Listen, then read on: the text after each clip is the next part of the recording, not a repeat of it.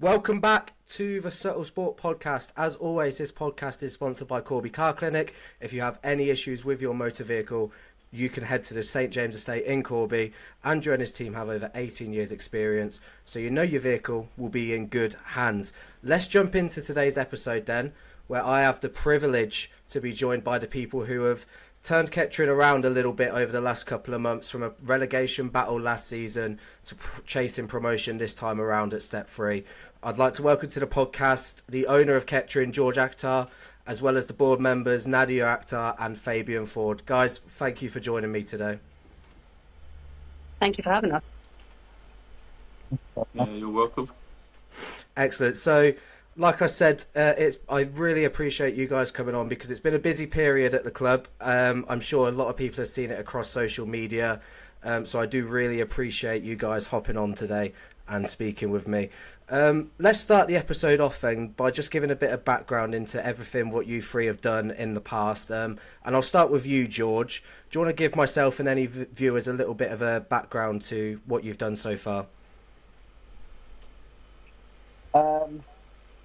Family of 7, very close family.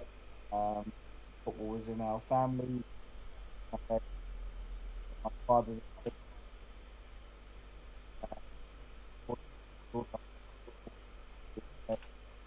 and then most, well, probably about 20 years, but that of my had Watford, but outside, there are coaches, level, pyramid, and then 5 months ago.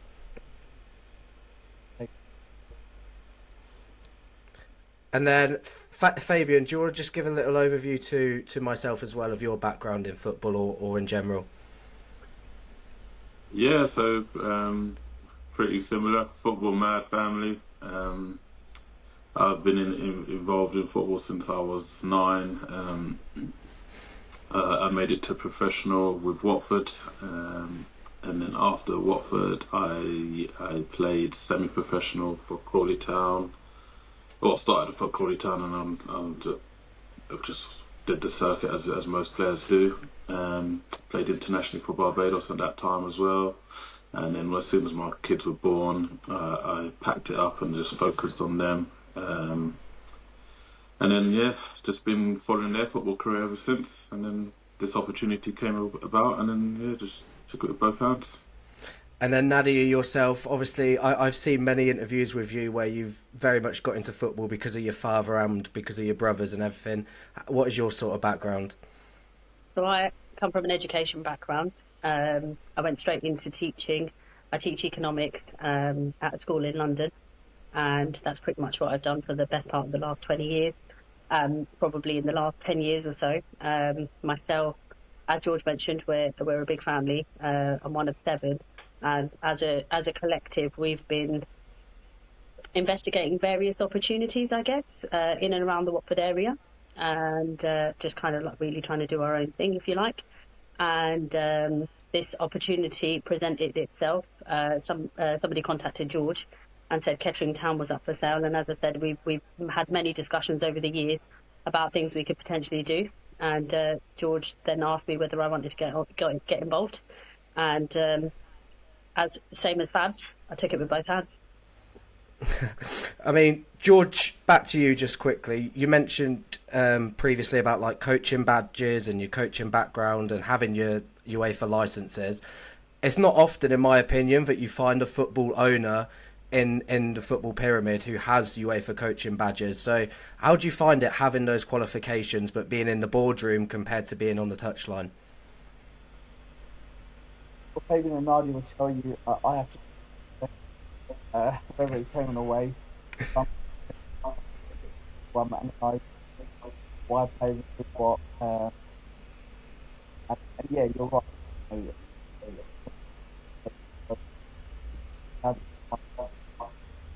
Would the first one we are for people, our knowledge, don't get if you like, and we're going to be a massive. So yeah, I I just I, I, but I enjoy it. I enjoy struggling. And one of the big reasons I wanted to get all three of you on was because, like I said, the success that the club has obviously had on and off the pitch this season is there for everyone to see, and it's a credit to all three of you for the work you have been putting in. I was a part of the education programme at Latimer Park a few years ago before coming to university, and to see the way the club has progressed since, post-COVID, being relegated to Step 3 from the National League North and everything like that, it is great to see the club going in the right direction. So we are only in October, but yourselves must be proud with the work that you are putting in, and I'll start with you, Nadia. Yeah, really proud. It's been a crazy 5 months, to say the least. Pre-season was really busy trying to get prepared for the new season. It was great that the new season started for me in the summer holidays, because it meant that I was able to be very present in preparation for the season, and with all of our friendlies and all of our kind of initial games at the beginning of the season, just trying to get our kind of new strategies put in place and our new way of doing things up and running. It's been absolutely relentless, but it's been an absolute joy. And one of the best things about it has been the fact that our families have been so present as well in that process, and having them around to not only support but also seeing just how proud they really are, and having them kind of sink their teeth into it all has just been amazing. I mean, Fabian, for yourself as a football director and a sporting director at the club, you yourself must also be proud because the fans have got so much enjoyment from some of the signings that the club have made. Yeah, very proud.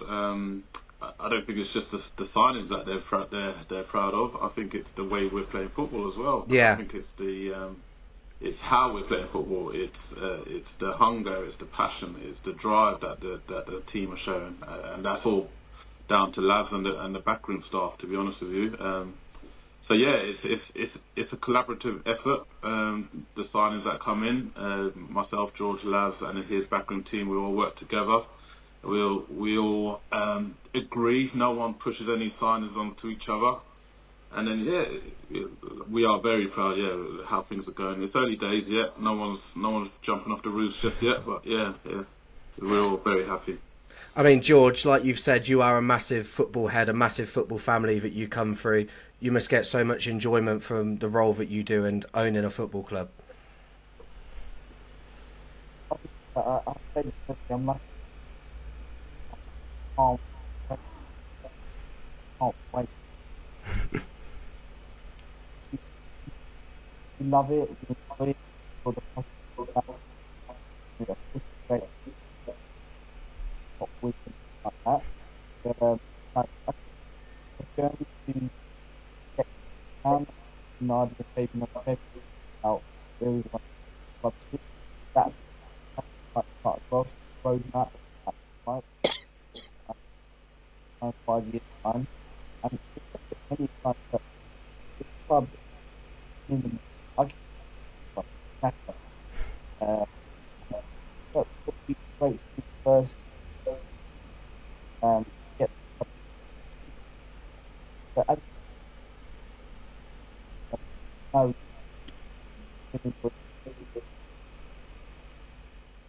And then just to follow up on what I was saying to you a moment, Fabian, getting players like Niall Ranger through the door, Gary Hooper, players who have so much great experience in the EFL and Premier League and all the kind of levels that we've seen, but also signing someone like Johnny Edwards, who has been fantastic at Step 3 for so many seasons now.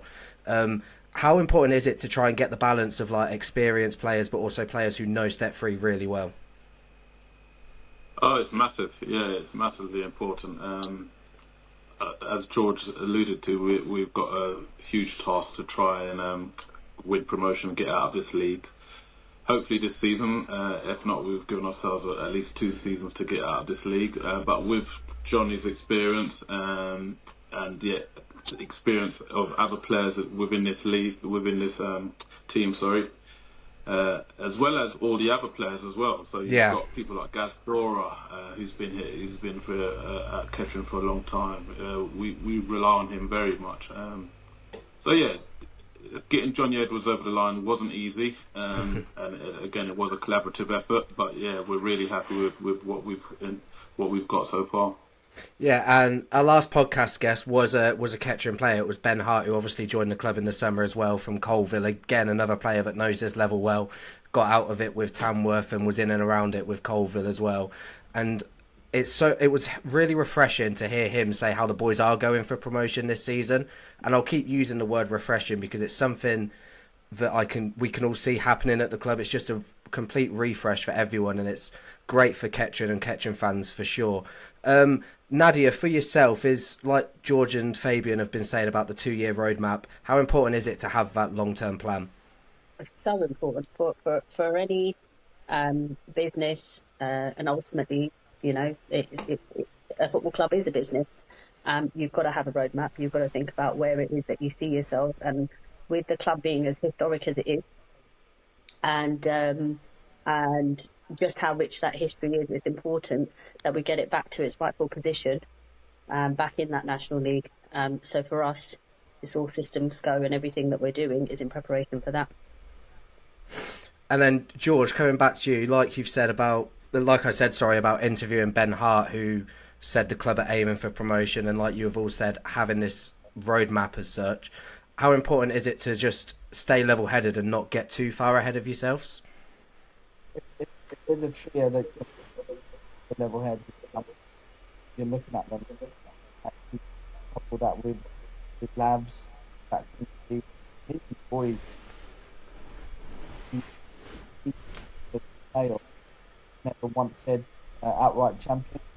You know, at the moment we're 12 games in, but we understand the marathon. So we know the goal. We know there's going to be bendy roads. We know the hiccups along the way. We know they're not points of each other. And that can change over time. So being humble and realistic is going to be the best you can do. I mean, one thing that you will be aware of when you came to the club was the fan base at Kettering, right? Because it's a big club, like we've said, a historic club at this level. And to see the fan base and the attendances, like we were saying off air, a big attendance last night against Stourbridge. And I think I went to the Spalding game earlier on in the season, and I believe it was about 900 fans. And then you look at like Stourbridge last night, Sudbury at the weekend, 1,500, 1,600 sort of attendance in the ground. How important is it to have a team that the fans are proud of, but also on the flip side, how important is it for the fans to turn out in their numbers? Fabian, I'll start with you on that one. Yeah, it's massively important. We encourage the fans to turn out in their numbers all the time.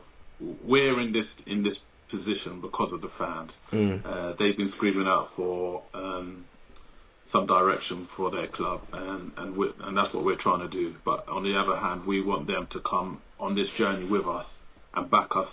And like George said, we are going to have hiccups, we are going to have ups and downs, and that's where we need the fans to be with us at all times. We understand that it's not going to be plain sailing, and we just need the fans to buy into that too. And at the moment, yeah, it's going great, and it's what a time to be a Kettering fan, eh? First round of the FA Cup, top of the league with a game in hand, and smashing the goal scoring charts in the FA Cup as well. It's a dream for Kettering fans. Yeah, definitely. Yeah. Right now, yeah, it's all happy, and everyone's smiling and singing and hugging us and kissing us, which we love. But when once things we go through a bit of rocky patch or something like that, we just want the fans to back the team as they are. As they're coming out in their numbers now, we would still want that to be when we're going through our rough patches.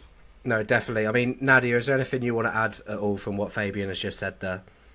I echo everything that Fabian said. I mean, it's been absolutely phenomenal, the numbers this season. In comparison to previous seasons, our numbers have increased quite significantly, and I think that the community has really bought into this new kind of way of us doing things, and they're really buying into the success of the club.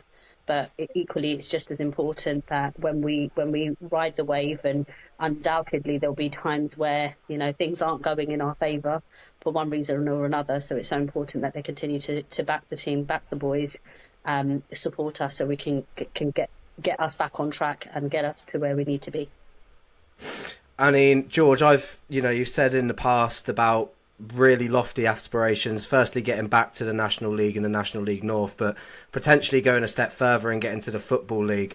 It's not something that would happen overnight, of course, but is it something you massively look forward to, potentially being the first guy to get Kettering to the EFL? Yeah, listen, it's not going to be... We've got an unbelievable...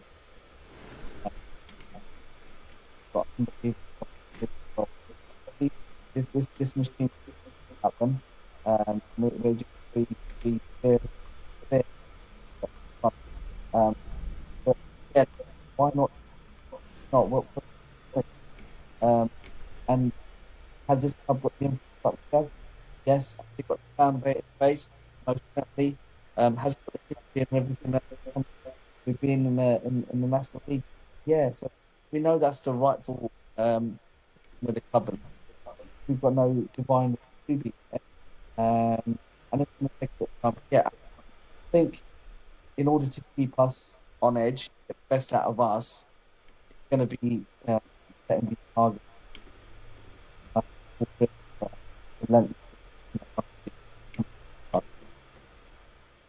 Hey Fabian, you mentioned earlier about being in the first round of the FA Cup and what a moment it is to be a Kettering fan. You now have that 10-day break now with no league game until next weekend with the game against Northampton at Sixfields. And it will be a huge derby, won't it? And you were there, weren't you, at the FA Cup draw? What was your initial reaction to being drawn against Northampton? At first, I don't know if people saw it in my face, but I was like, oh, really? Is that... I couldn't really believe it. I just didn't think it... Because it was just too good to be true. Everyone that I spoke to on the way up, they were like, oh, I wish we'd get Northampton, And I was like, oh, no, it's never going to happen. It's like 1 in a billion, something I think it was. And then when it came out, I was like, oh, wow, it's actually happened. But, it's fantastic for the region. For both clubs, it's a big game. It's a massive game. Northampton appreciate how big a game it is for them as well. So, by all means, it's something for the fans to be excited by.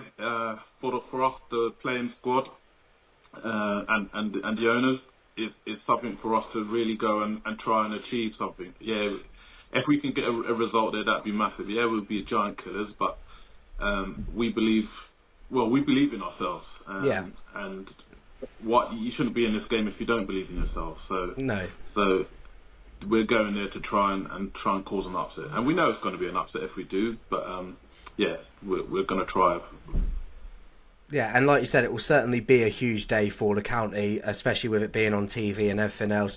George, coming to you, Sixfields will be rocking that weekend with Northampton's allocation pretty much sold out already, I believe, and Kettering's allocation expected to be sold out pretty quickly. It'll be a huge day for the club, won't it? Do me a favour, ring the FA.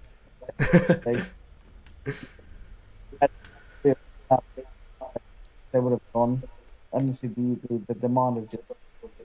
But going back to what you're saying, you know what? We've been so focused on these last few league games and trying not to think about it. Of course, it's been, but we was like, right, just get through these games here, and then we can just really enjoy the build up, because it's the moment. And for the fans, it's one.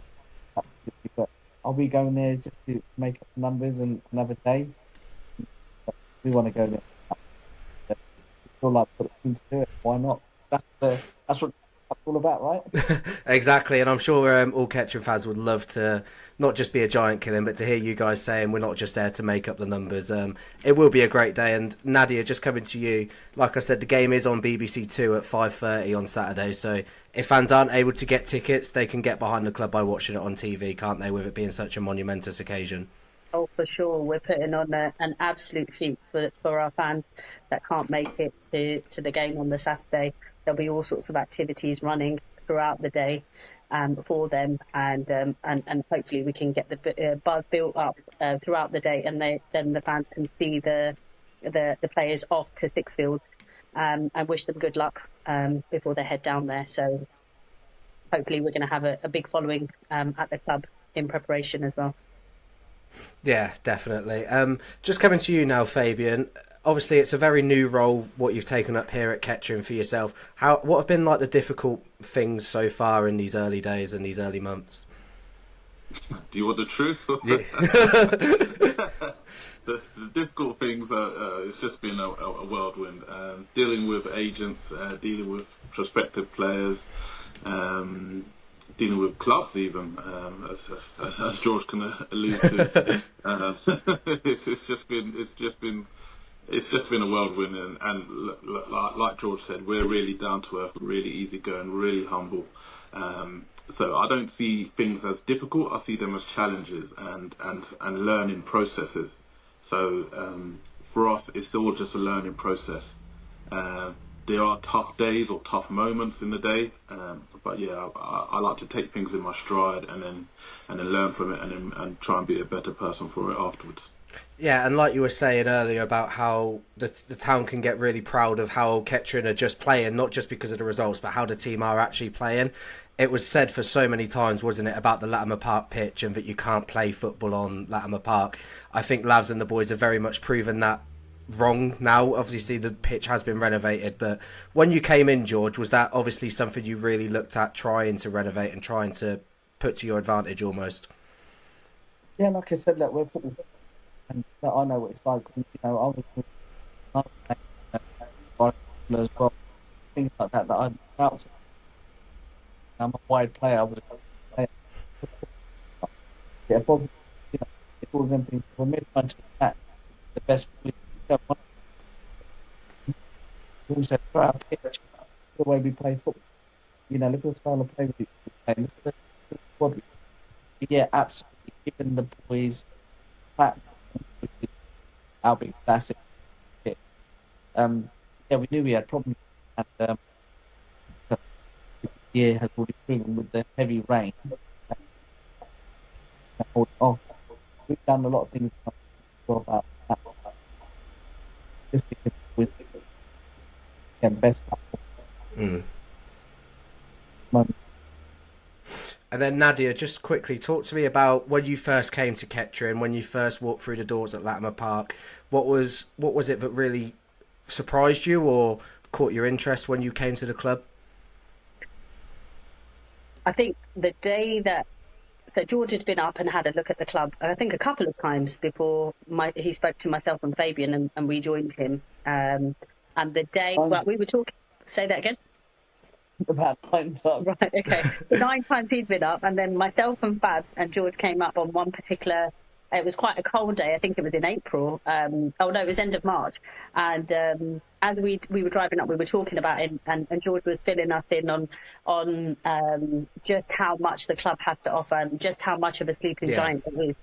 And despite him trying to explain to us what we were walking into or what we were about to see, I don't think anything, it doesn't matter what he would have said, it didn't prepare me for it. And Fabs, I think that you'd probably agree, right? Both of us, we walked in there and we were like 3 kids in a sweet shop, actually, I'm going to say. We walked in and we were like, oh my gosh, wow. Just wow from the moment that we walked in. And I think the biggest thing that stood out to me was just the fans. And at that point, we've got to remember that they'd had a pretty... Not the best season. Were having a nice run at that point. There were, I think, 3 games undefeated or something along those lines. So there was a little bit of a buzz there. But even just from those couple of games, the passion was just, you just cannot write it. You just couldn't be prepared for it. And just walking around and just seeing everything that the club had to offer and all of the potential for what it could be, it was just like, as soon as we got in the car, we were like, what? So I honestly, I couldn't even articulate to you just exactly what we felt. It was just like, it was an absolute no-brainer. George was like, go away and think about it. Go away and think about it. I was like, yeah, I don't think there's much to think about here. So it didn't take much persuading for you to jump on board then, no. It is very surprising because obviously there has been a lot of changes at the club, but the infrastructure, the building blocks were there to be built on, weren't they? You know, you have a very, brand new stand that's not been up for about 2 years, just under 2 years.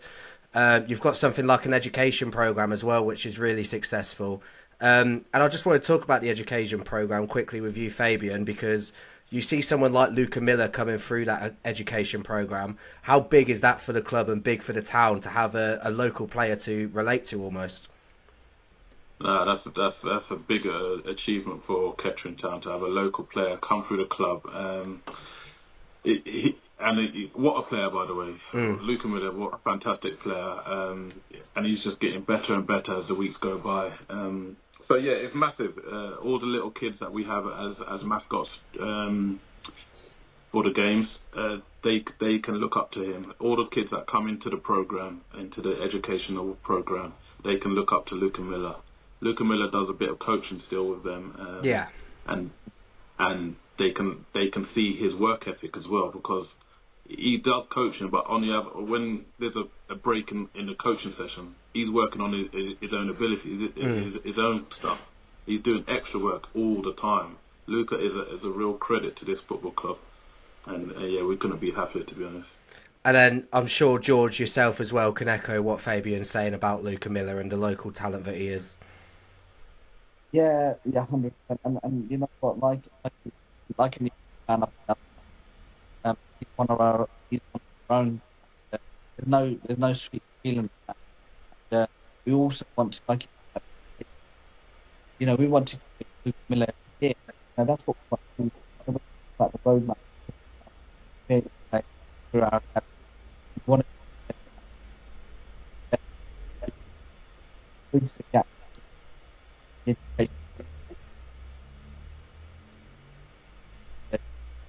They couldn't have been better. Everything I did done.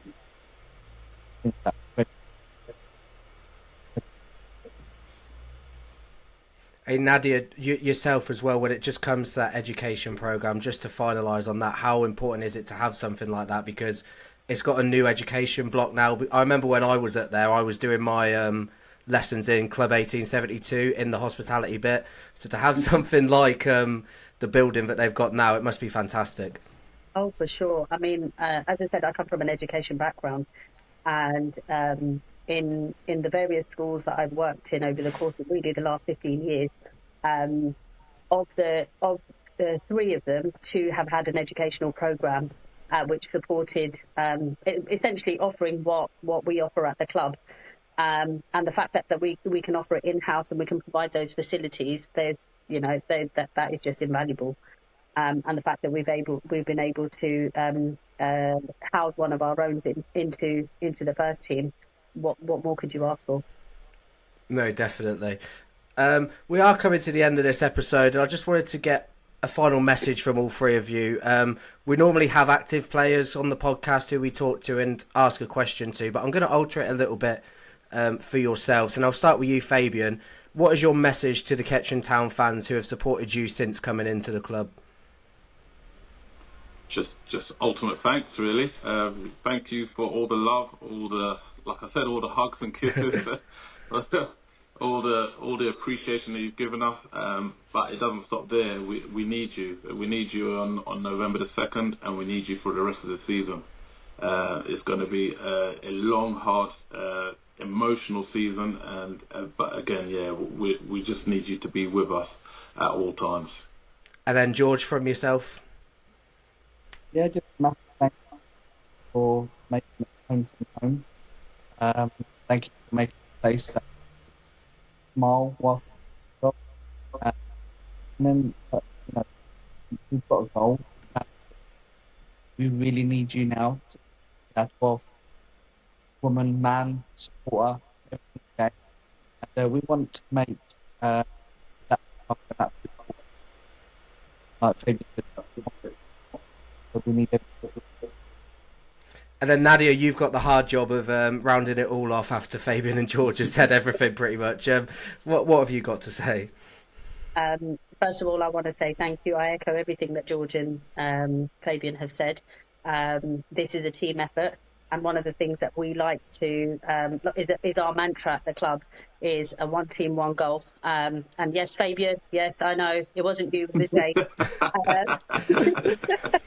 but that is our mantra, and I extend that to our fans as well. You know, they are part of this team, and they are part of this goal. So we need them. We need them all to back us through the good, the bad, and the ugly. And it's only with your support that we're going to get there. Well, look, guys, I like I said, I truly appreciate all three of you coming on and taking the time to speak to me this evening with the busy schedule it's been, with all the media stuff going on around the club. I wish you all the best for the season ahead and that big game against Northampton on the 2nd. I will be there, so I can't wait to be there and watch the game. And thank you to everyone as well who has tuned in today.